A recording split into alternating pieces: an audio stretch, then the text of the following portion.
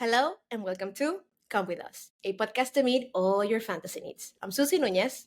And I'm Reshea Kelly, and each week we dive into the tempting world of books, seductive romance, and a sprinkle of spice. And for today, anime. Hi, sinners! Welcome to episode 29 or whatever this is going to be of Come With Us, your favorite podcast. I'm Sussy Nunez, and this week I am grateful for my friends, honestly. Because, community. Yeah, I love it. I'm grateful for them. What about you, Reshea? Well, you know me. I'm Reshea Kelly, and this week I'm grateful for Instagram fan art accounts and Wattpad. And this week we have somebody amazing. We have the immense pleasure of having one of the most lovable, talented, and knowledgeable fans of JJK out there. Say hi, Ori, to all of our sinners out there listening. Hello, my name is Oriana Gomez. Follow if you want to go with the full thing.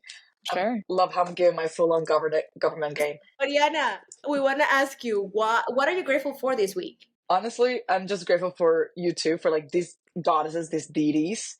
Like, it's such an immense pleasure to just like being here. I sort of got, this is such an honor to me. And for you guys to actually put in the effort to watch JJK, like I absolutely love the anime and I just love having people to talk to about this because it's incredible.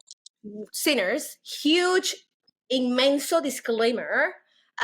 If you have not watched or not finished season 1 and or 2 of Jujutsu Kaisen, do not listen to this episode because it's going to be filled with spoilers and it's going to be very filthy too because we are for this man. You're not going to enjoy the show if you actually listen to this episode. Come back when you finish and you're going to enjoy it because we're hilarious.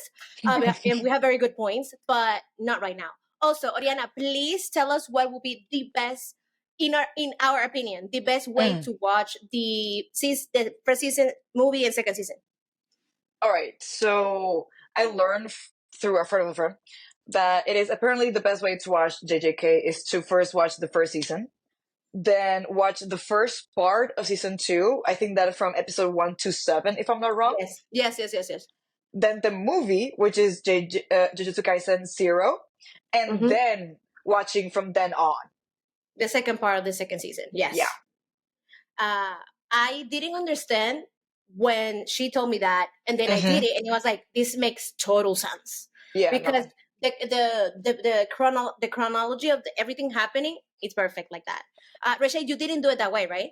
No, the person who introduced me to JJK told me that I needed to watch it the way that it was released, I believe, which was season 1, episode 0, the movie, and then all of season 2.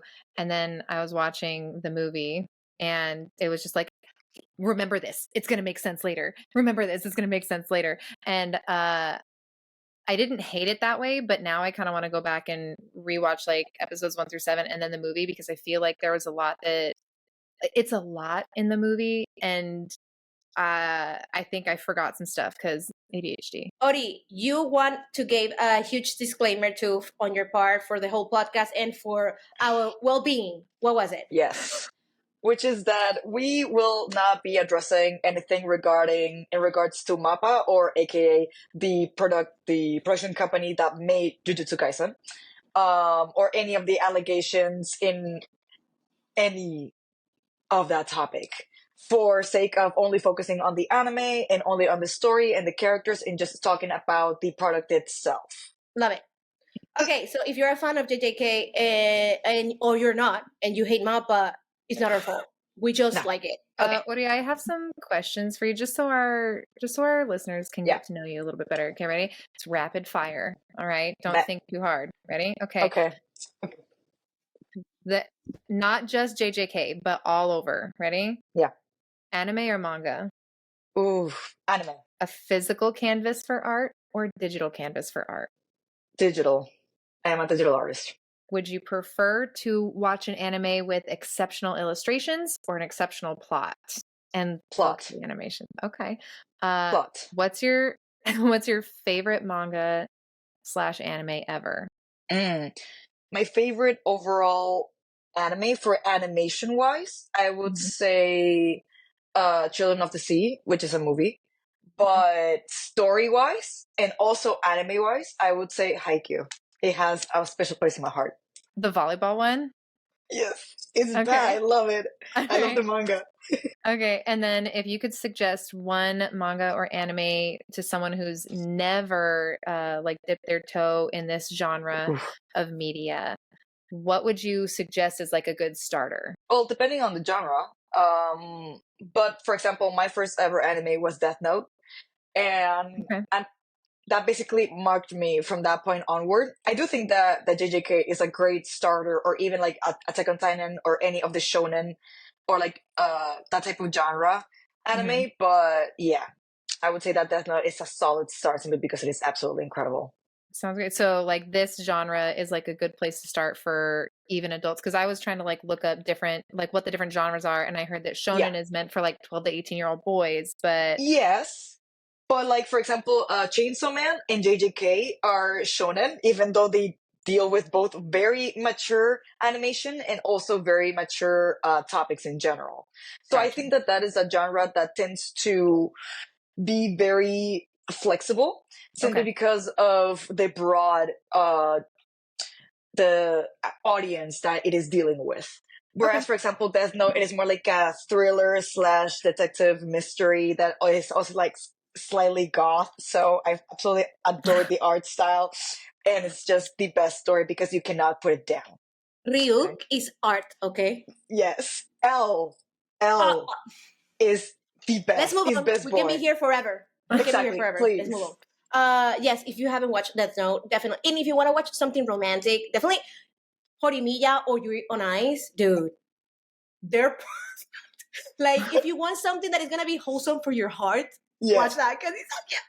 Or quick side note, just pure wholesomeness, Skip and Loafer. I am in love with that anime, and I highly recommend you, Sussy, to watch it. I know. You told me. It's incredible. Yeah. I have it on my list. You guys know, you sinners know that Reshea in every episode does this thing of, let's call it silly Reshea reviews. We're still working on the name. I don't know what to call it. I got it. She did it.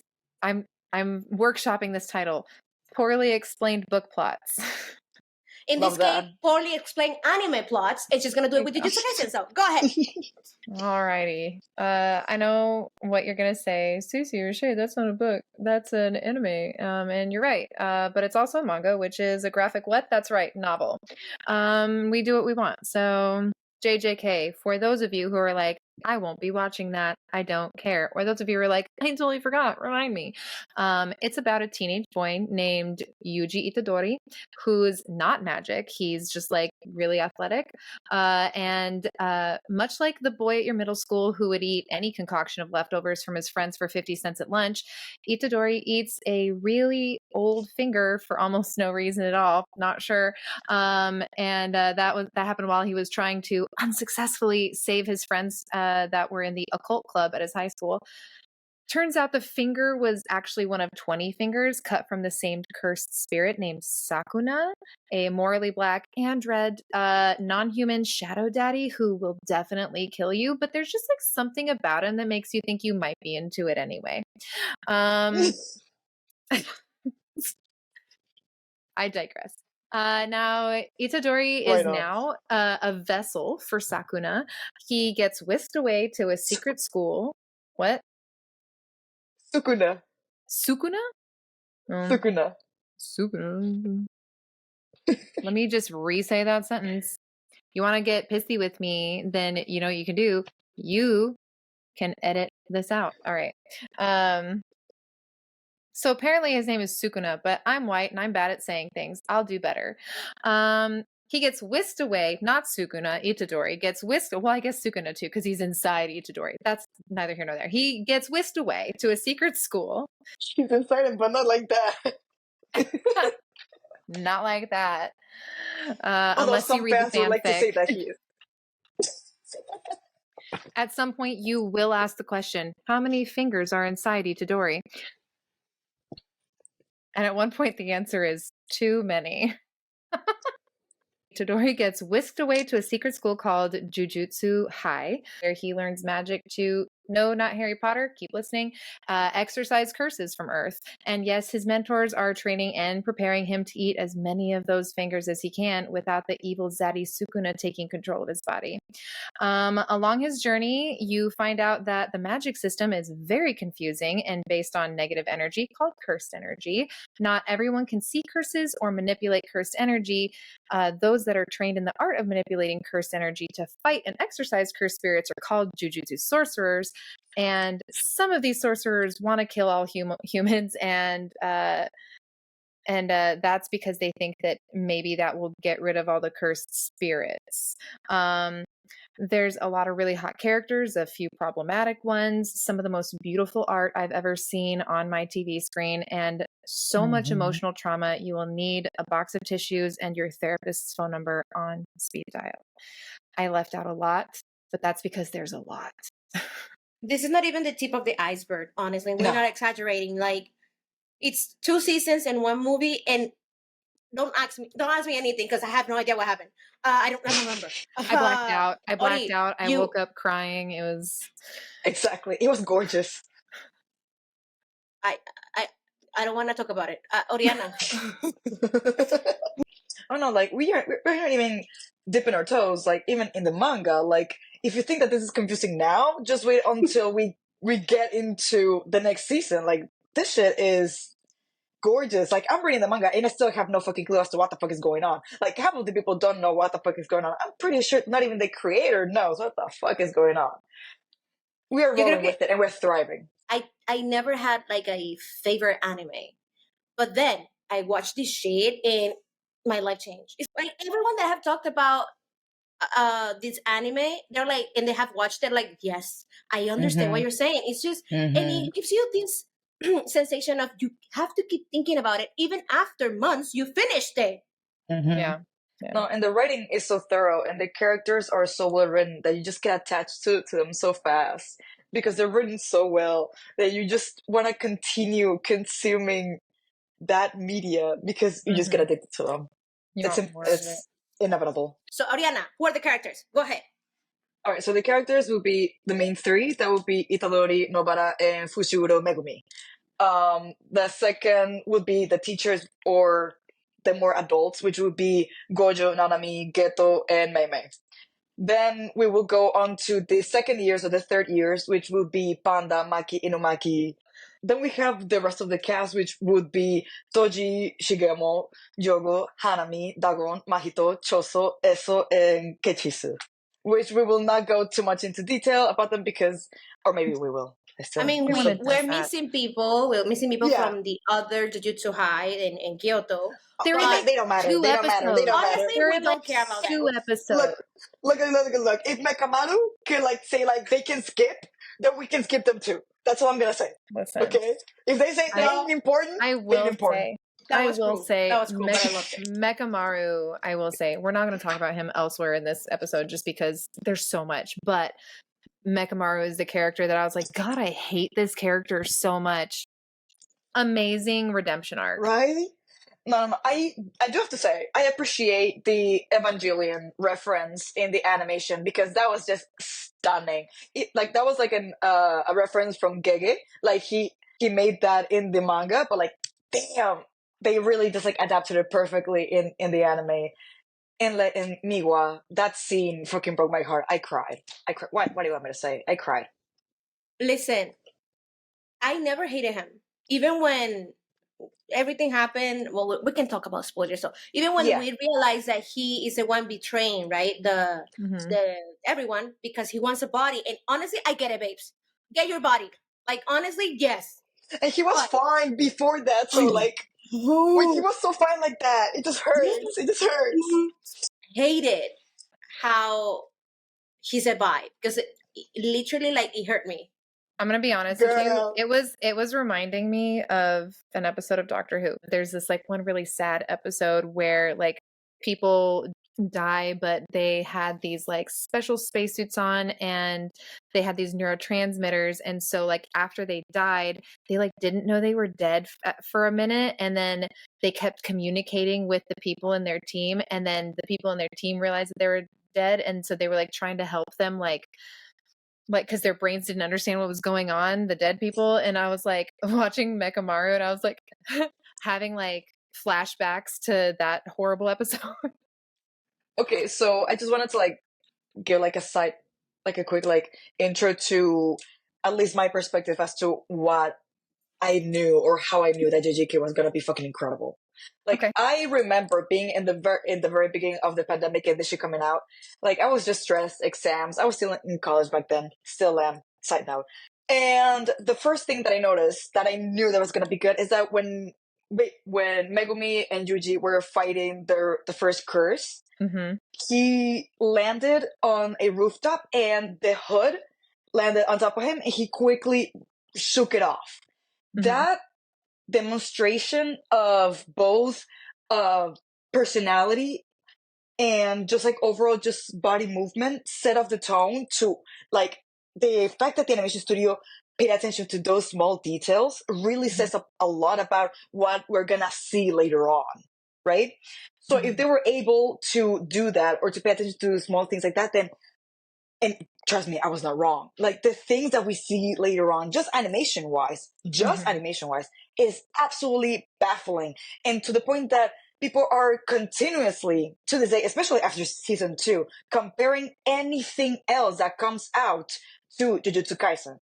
Like I knew that it was gonna be a huge impact, like Attack on Titan level of impact, because of the level of production and also because of how solid the storyline is and the voice acting as well and everything around it. Also because it is a shonen, then it just covers a lot of audience because there's a lot of women, like for example us, hello, that watch shonen, because even though it is like direct or targeted to us like boys from like 13 to 18, we don't give a shit about that. But the thing is that the comedy, the action, the pace, the tone, it just invites a much broader audience than what the original genre is supposed to target. And it's just incredible. It's so good. And without ignoring just the direction that has just improved dramatically in the second season, which you can see how much love and just overall respect they have paid to, and how well they understood what they needed to do to convey everything for the second season. Especially the fights with Sukuna, especially all of the tense moments, the fight with Gojo and Toji, and that moment of Gojo having, what was her name? No Rico. Yeah. Yeah, Rico. Yeah, no, my bad. Like that scene, and then Geto seeing them again. The fact that they were able, the silence with music, but the applause is going on in the background, made the scene way more spine chilling and way more threatening than it ever had been, or we could have understood in the manga. They just knew how to elevate the story in a way that I really know I'm left speechless, because it's just incredible. It's one of the best manga adaptations and just animes that have come out in the past years, and I just adore what the new standard that they have set up for anime. So now that you say all of this, I guess that you're okay with them winning basically almost all the freaking awards. Oh, of course. So what would you say to the people that are like super mad about that? I would say, cry about it, bitch. Get over yourself. Exactly. Like, get over yourself. Also, most people that are saying that is because they haven't actually watched it. Which is what it pisses me off. Like, I was just talking to this one person a few weeks ago, and they're like, oh, Vinland Saga should have won. Which is like, Vinland Saga season 1 is great. Season 2, I don't know how to feel about it. But it's good, but I feel like Jujutsu Kaisen really just, like I said before, it set up a new standard. And it went far and beyond into both mixing both 3D and 2D animation. And it explored the areas and even brought in techniques of traditional animation that have been ignored throughout the years of anime, simply because they wanted to produce as much anime as they wanted, and therefore they had simplified a lot of the anime, Now that like you the talk animation about itself. Now that you talk about the 2D and 3D, was it? Did you say? Yeah. Or Yes. CGI. Yeah. I want, like, very simply, I want you to put it in very simple words so people can understand what you mean by that. Because when I realized what you were saying, I was like, whoa. Yes. So please. All right. So I want to give like a quick example. So you can see like 2D animation would be something as simple as the movements of the characters' faces, right? Or like just the lines or like the line work that you would see. Forget like the color blocking or any of the shades, although that is animated as well along with the lines.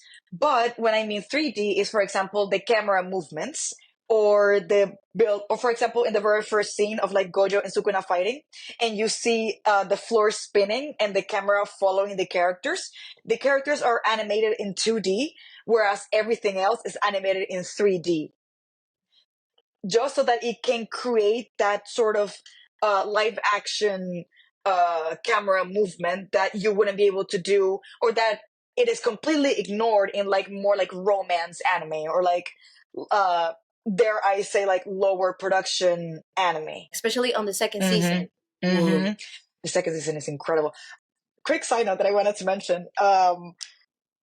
This is not touching the whole MAPPA conversation, but I do absolutely adore how you say that in the like quick if you don't know, there is this one moment in the Mahoraga v Sukuna fight where they crash, like they go straight through an office, and that office is the MAPPA office, and you know that it is the MAPPA office because they have like a little Easter egg of Chainsaw Man, which is another anime produced by MAPPA, which is also incredible. Like I highly recommend it.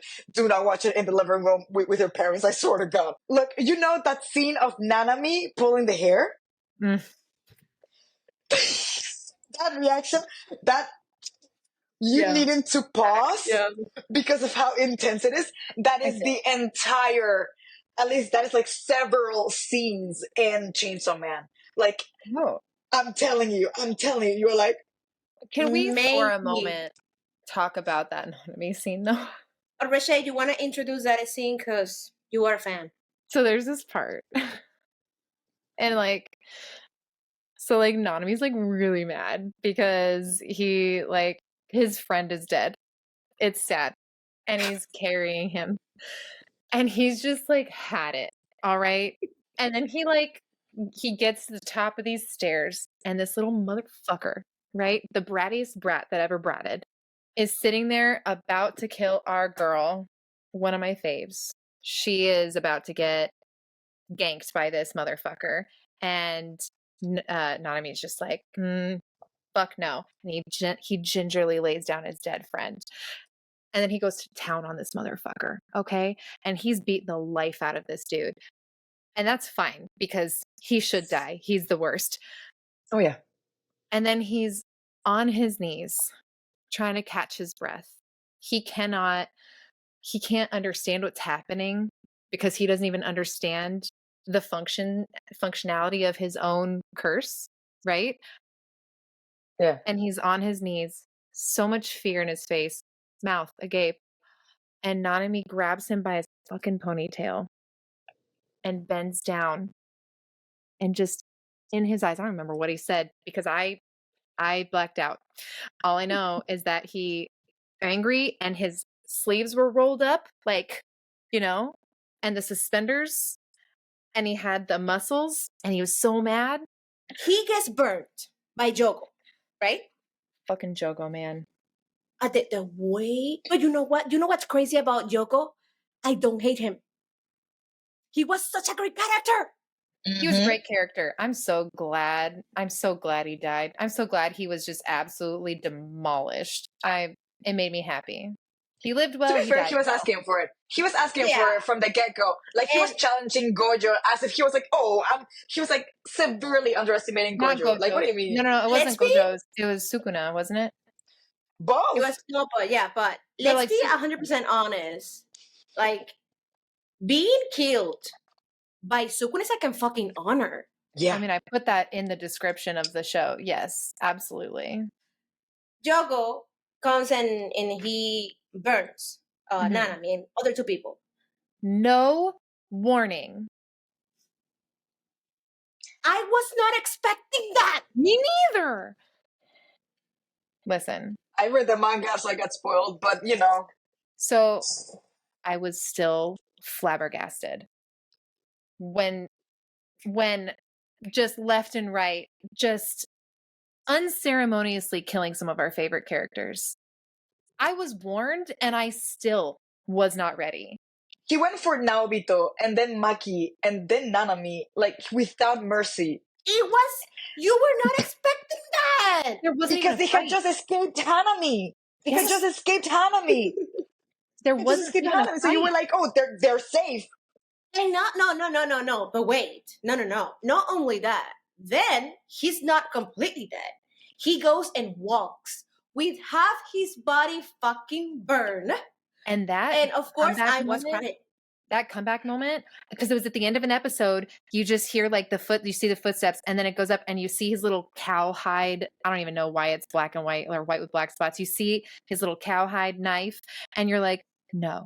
And then you see his face and you're like, holy shit, Nanami's not dead. Fuck yeah. And then Sussy and then. Yeah. And it was 4 a.m. and I went to bed at 5 crying still.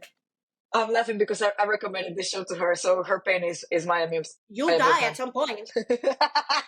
Listen. And you'll have her go deal with, okay? And not only that, dude. The fact that the fucking animation of him being so delusional. Oh God. Of being in Malaysia. Being back. Being in Malaysia. Oh my God. At some point I was like, babe, you just need to die. Huh?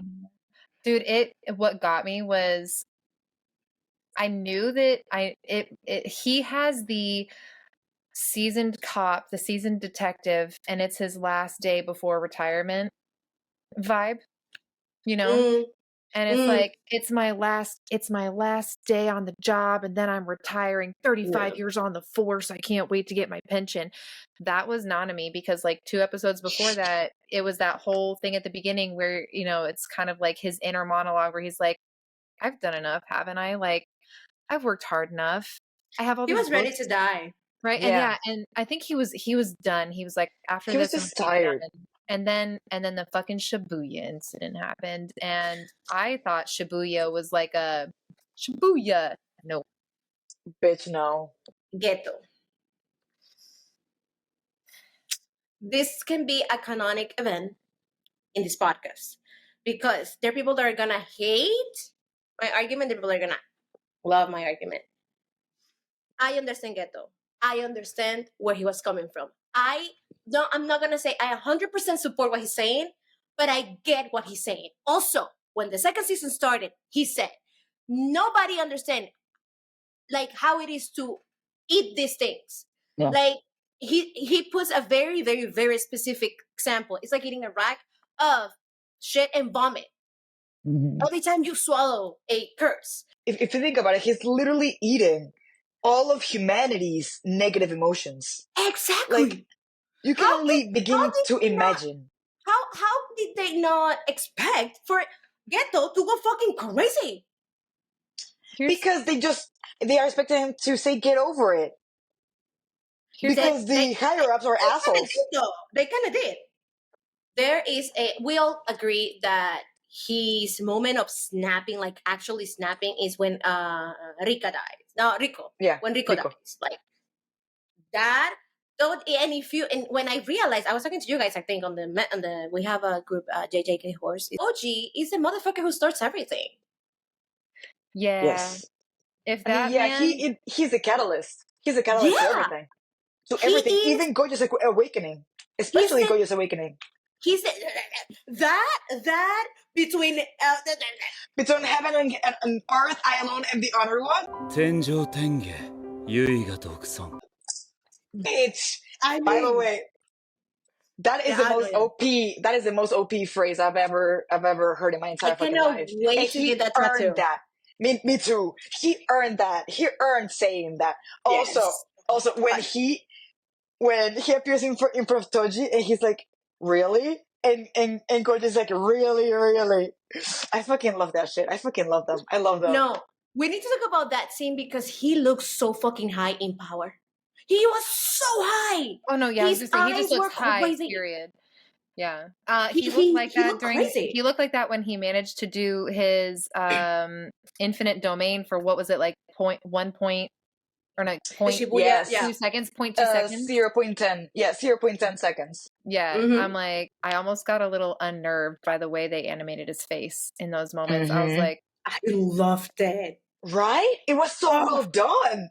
like I'm like, I know this, but loved like it. I loved that they made his features sharper and less ethereal and more like made me think of Creepy? like the evil Absolutely creepy. fairies that you hear about in like old Yes. like Yes. Irish. Oh my god, fairy Gojo tales. absolutely has fairy energy.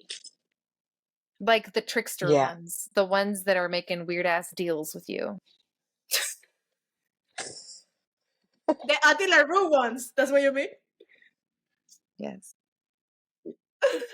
Okay, going I back do to like Geto. that book. Any opinion? Oh, by the way, another opinion that I have about Geto, very strong Mhm. opinion. This episode is gonna be fucking long, by the way. As it should be.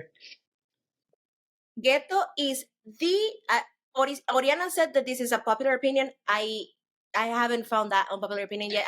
That popular opinion. I think it's an unpopular opinion. That's why I'm going In to the start with female this. community. In the female community. This is an unpopular opinion, in my opinion. Geto, it's the most beautiful character, physically speaking, and then his voice, perfection. His hair, He is the embodiment of androgyny, and my ass goes haywire for that man. I swear to God. Like, absolutely. It's the like gauges. It's a everything man about and him. a woman together. Exactly. It's exactly. Both his physical appearance and his voice. I think that they found the perfect voice actor for him because Are you no guys one. talking? Are you guys talking the Japanese voice actor? The or Japanese. The Yes. The See, Japanese. I haven't. I haven't listened to the English because I refuse The to. English is really good though. Like I do like the voice actors for the English dub. I can't agree wait with to you. listen to the sub though. I can't wait to listen to the sub mostly because I can't process things without captions and they won't let me watch it with captions if it's dubbed. So Damn. I agree with you, but you cannot top あのな、サトル。あのな、サトル。まあいい。 That clip is that one. And then the other one, Doboro Neko chan techi. 気安く触らないでもらえるかしらん泥棒猫ちゃんたちめぐみちゃんはこれから私と一緒にバイオリンのお稽古なのよ You cannot. Like the one with the homewreckers. Those are things like I don't know. I haven't watched it in English, but in Japanese, they're so perfect. I don't know if it is because the anime is meant to be in Japanese and the expressions are perfect, but really, I mean, quick fun fact: they animate. I don't like dub because they always animate everything to the voices, right? So they first record the voices and then they animate it. So when you change the audio, you lose the entire emotion of the animation, right? For as much as the dub, I respect them. Seriously, I respect it because they are incredible. For as much as the dub voice actors will try to reach that emotion, it will never be the same. It will never fit quite as well. no. Like I watched 2 episodes in English. I could not stand Gojo's voice regularly. Like when he has the sexy voice, fuck yeah. When he doesn't have it, I'm like, I can't watch this with Like that. Are You Crying? You crying? That one is so fucking good. Oh, are you crying? It's just so cynical. It's good. It's really good. We have season 1 thoughts, right? Juji eating the finger. What are your thoughts on that? probably a woman would have figured out a more efficient way to handle that situation. Nobara would have not eaten that finger. You're right. Nobody would have figured it out probably better. I think it was stupid. He shouldn't have eaten the finger. I mean, based off of his logic, like Megumi did tell him that curses do eat like stronger like very powerful, like cursed objects to get stronger. So in his logic, he's like, oh, if I eat it, I'm gonna get stronger. I understand Yuji's logic, but I just wish that wasn't his logic. I wish he wasn't so 2 + 2 = 4. I just wish he like dissected it and added an X in there somewhere. I don't know, to make it more complicated. Even if eating it was the option, maybe just let's do a pre-K pause, everybody. Okay, pre-K pause. And let's just revisit this later. We'll just go ahead and take that finger, stick it in a pocket. We can go talk to these people afterwards, and then we can just. I don't think that he had the time to think about that though. It was either, you know. Have you ever done anything and just thought, I'm gonna eat? Never mind. Don't answer that question. Let's move on. The answer is yes. Yes. I was gonna say also yes. I wanted to ask you guys, like, thoughts on Fushiguro and Gojo without, like, because so far on the very first episode, you're only introduced to Yuji, right? Mm-hmm. You only know him, his grandpa, his life in school, and the fact that he is ridiculously strong for literally no fucking reason, even breaking fucking world records in his fucking school backyards. Like, what do you mean? And they just like, did I say it wrong? So quickly say it, like just so quickly. They're just like, exactly, oh yeah, like as if it were so casual. I'm like, what the fuck do you mean? And that's it. And then it's never brought up ever again. Exactly. I'm like, what do you mean? But it's like, I would like your thoughts on like the introduction of Megumi, especially his apathy in regards to like Yuji literally mourning and literally just having cremated his grandfather as he's meeting Megumi, and Gojo's complete and utter just cynicism and being like, when he just like shows up late to a mission just because he wanted to pick up some dessert. And also your thoughts of Yuji's surprising control over Sukuna, and also Gojo's surprise over his control over Sukuna. Like, what are your thoughts? I'm not a huge Megumi fan. Don't come for me. I don't know.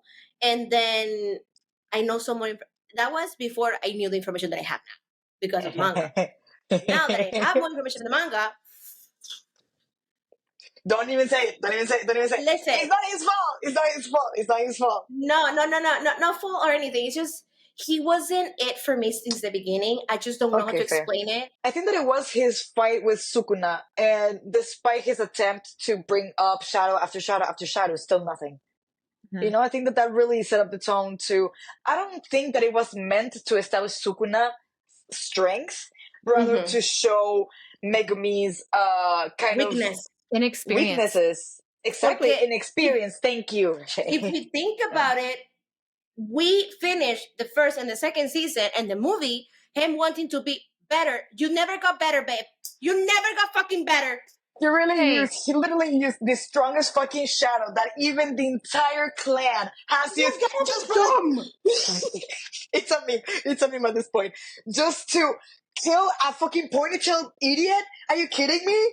Like, it's like with this part where someone like, what do you mean? Like, bro, calm down. At least give it your all. I mean, okay. I understand. Let me interject. And this is weird because I was, as far as the Megumi's character archetype goes, I'm not usually a fan of the little sad boys. I'm just not a fan. I will say from the very first episode, I was intrigued by how they introduced Gojo. I'm trying to answer your question too. How they introduced Gojo and Megumi without like really like, here's this character and here's this character and here's all these fancy like they did a really good job of like giving the vibe of the characters, which to me I walked away from that episode thinking, okay, so one of them is a sad emo teenage boy, right? Like he's still young. He's giving Asriel for an Akatar. Yes, that was how I fan cast him.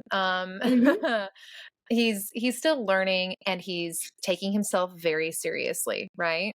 Gojo didn't have any care in the world, which made me think that either this wasn't that serious of a situation or that man has seen way too much and the trauma has just broken him, right? And he's just like, and the answer is both. When he was surprised that Itadori was able to control Sukuna, I was like, oh, so it wasn't just like a little unimportant thing.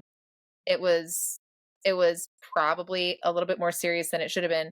Oh, he's just off his fucking rocker, is what it is. I mean, to be fair, like, to give him a little bit of context, his sheer, for Gojo, his sheer birth created an imbalance in the world, which is why the curses got stronger, and which is why a lot more sorcerers die. Because the sorcerers are not as strong. Like, he is the strongest, and the power imbalance between the good and evil basically created so that the curses are stronger. I feel like we have two moments in the context that we know from only the show that are very important. Gojo creates imbalance, like crazy. But Yuji eating the finger creates another imbalance. So it's like the world is fucked. So what we're saying here is that if Gojo's mom had like made him wear a condom, right? None of this would have happened. Gojo's mom had made his dad wear a condom. Oh no, Gojo was meant to be born. Absolutely. Yeah, he was meant to be born. His 6 eyes were needed. The 6, you know what? Also, that confuses me. Why is it called 6 eyes? He's only got 2. No. That is just the curse technique. It is a generational curse technique, one of the most powerful ones, along with Megumi's. That is also one of the most 10 powerful shadows. ones. You know how many shadows there were? 0. No shadows. Little bunnies. Shit ton of bunnies. Not a single shadow. My God, the bunnies! Dodgy! I love the bunnies. That one bunny. That last bunny, he was giving talk. Can we talk about Toji being a motherfucking boss? But also a shit-ass dad. Wait. Toji being a motherfucking ass boss with the redemption. And Megumi not catching up on the steps of his dad because he was such a bad dad. Yeah, he wasn't great. But don't you think that the ultimate sacrifice kind of balanced the scales there a little bit? Yeah. That was his only redemption. Granted, let's also say he was already dead, so like wasn't that high of stakes. And to be fair, that to me, that second part of the second season, Toji is the best Toji. When that man catches that fucking fish with his mouth, I'm like, I want to pay that fish up. Like, I swear to God. Honestly, if we really think about it, this anime does not have good parental representation at all. No, except for Gojo for Megumi. Oh no, but that's his baby. That's his baby. We love that. His baby, I mean. Little daddy Warbucks. Also, let's talk about that for a minute, because Gojo is going through Japan collecting babies, and this is mine. This is my baby. Like, he's raising these kids. He's raising them. Those are his babies. And they all hate him. Like, the only one that actively shows him love is Yuji, and I love that. I love their dynamic. They're so cute. Is this just Japanese Umbrella Academy? Yes. I love you for that. But also, Loki, yes, and more wholesome and less traumatizing. You know, sending your child to... Which one are you saying is more wholesome? Because both of them ruined me a little bit. Fair. I mean, I guess that Gojo's relationship with his students is way better than anything that the Hargreaves may have with his father. True. Okay, so I got that man deserves to go to hell. They just collect kids, though. It's kind of weird. Juju strolls are my God. A masterpiece. They're magnifique. That silliness of the first season was so needed for the pain of second season. Oh my God. Yeah. They already say, oh, you think it's gonna be like this, bitch, psych. Reshea, what is your favorite Juju stroll? Okay, so there's one that's actually just a repeat of another one, but they just change one word in it, and it's where they're they're doing the interview. They're like, cats or dogs, and then because the first one was bread or cheese or rice. Rice, that's right. Bread or rice. And then they're like, okay, cats or dogs, and then but like every panel was the same. And I was cracking up because I was like, they phoned it in and they didn't even care. It's like, because it was like a meta moment where I was like outside what they were saying to just like they really put in the least amount of work and they're like, just change like one word. It'll be fine. And I cracked up so hard at that because it was just, I don't I love know. It was the it. It was irreverence lazy, of and I it. love it. I love What about you, a Oriana? little bit of that. Oh my god, there's two, okay? And they both have the same character in it because of course it does, which is Gojo because he's my favorite, Mm. obviously, for obvious reasons. First off, where he's actively stalking Nanami and be like, I have to tell you something, I have to tell you something, and then he just leaves a note in Nanami's pocket, and it's just like a little penis.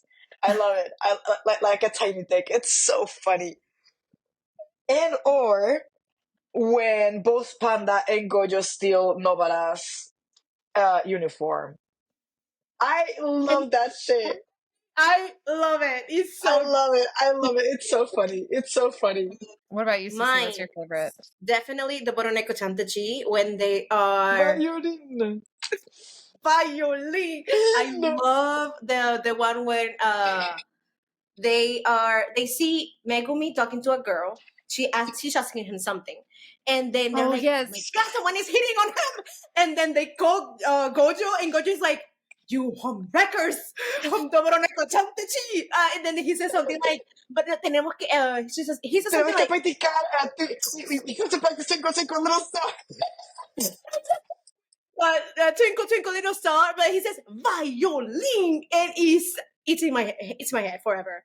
Also, it has nothing to do with other characters. I just love this because I think it was a very nice touch from the creators to humanize the villains, and it's when they're playing football with Jogo's head. and they're just playing and happy, and I was like, damn, this is great because the only person, the only villain that I really do hate from that anime is Mahito, the only one. And you know what pisses me off a lot? That he didn't fucking die. We need to talk about Mahito. Oh yeah. No, that thing with Junpei, that fucking marked everyone, and that was the first thing that set up the tone for the rest of the series. That was the first hint that we had. Junpei was that little kid at the school shooter. That got yeah, exactly. That really just set up the tone, or it was like the first ever sneak peek to whatever cruelty we go through as an audience in the Shibuya incident. Like that was the very first time that we saw anything, or that really established the type of threat that Mahito was. When did you guys realize that you hated Mahito? Like, what was the moment?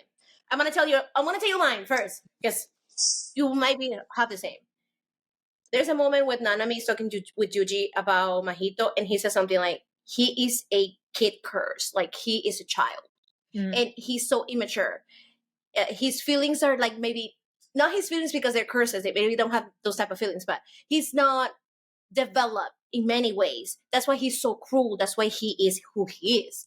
Yeah. And in that moment, I couldn't see him the same way because I'm not gonna lie, before that, I was kind of into him in the sense of what an amazing character. Yeah. No, he's an incredible character, like seriously. But the one moment that was like spine chilling to me, that I was like, this bitch is asking for it, is when he I think that he's going either against Nobara or Nanami, and which by the way, F both. Sorry, that was disrespectful. And to the dead, Yuji. Yes, exactly. And Yuji goes, Mahito, like, he screams at him, and Mahito goes, I can hear you. And I'm like, bitch? Yeah. I'm like, bitch, you are asking for it. I'm like, yes. It's the disrespectful, it's the sassiness, it's the attitude, it's the everything. That it just fits perfect. Exactly. Is that just fits the character perfectly, and that's why it pisses you off so much because it just follows through. I hate it. The part that made me start hating Mahito, listen, it wasn't a specific one part. It was every single time during a fight, he would fucking laugh. Just like the most gleeful fucking laugh. And I just wanted to smack the shit. I was like, I just need him to stop laughing for 1 fucking second. Oh my God. And there was Like if somebody punches the shit out of him and he's like, ha ha ha ha, ha, I'm like, oh my God, every single time. During Itadori's fight with him after he kills Junpei, it was there was one part that was satisfying when, and now looking back, poor little innocent ignorant me, when Itadori hits him and he's like, whoa, he actually touched my soul. Like, so he changed the shape of my soul. That's crazy. And I was like, oh, he's going to get what's coming to him now. And then nothing happened to him. And I was like, motherfucker. Like, I was so mad because I just feel like he just hasn't gotten his comeuppance. And every time I saw his goddamn face on that screen, I was like, To be fair, I think that the best way to soothe any of the pain that Mahito has inflicted is to just rewatch and just have on repeat that one clip of them, of both Nanami and Yuji beating his ass with it's like one after another, like without mercy. I'm like, this is therapy to me. Also, this is all I need in life. when Itadori is gonna fuck him up and he's Oh my begging. God. Oh. begging. Yes. Begging. You know, there's He's a like, few no, scenes. please, no, please. It's like, I'm telling you right now, whoever directed this anime definitely was pulling from some dom sub kink scenes, because I'm watching the Nanami with the hair pull, the no please, and Itadori's like standing over him all like menacingly, and you're just like, this could go two ways. If you like this episode, please take a moment to take your time to like, review, and rate us 5 stars on whatever podcasting platform you're listening to us on. You can also hit that share button and share this episode with any fellow smut, or in this case, anime lovers that you have in your life. Because you can't get enough of us, you can follow us on TikTok, Instagram, and Threads with the handle @ComeWithUsPod. You can go to comewithuspod.com to find links to our show on all podcasting platforms, all of our social media, or to send us an email. Sinners, you've been good little angels. Thank you so much for listening and watching. And remember, stay wicked, stay wild, and keep reading and watching a lot of anime and whatever you like to watch. We love you. Bye. Bye.